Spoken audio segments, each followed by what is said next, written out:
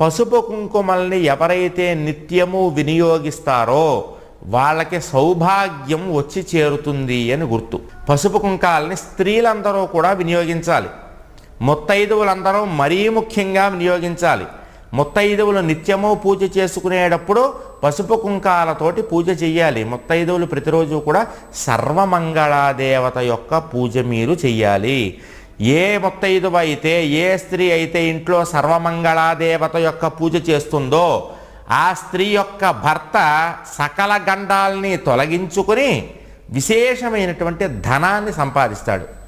మీరు బాగా డబ్బుల్ని సంపాదించాలంటే చేయాల్సిన పని ఏమిటయ్యా అంటే, మీ భర్త బాగా డబ్బులు సంపాదించాలంటే స్త్రీలు నిత్యము కూడా ఇంట్లో గౌరీదేవి యొక్క పూజ చేసుకోవాలి. నిత్య గౌరీ పూజ కనుక మీరు చేసుకున్నారంటే కనుక తప్పనిసరిగా మీ భర్త విశేషమైనటువంటి ఐశ్వర్య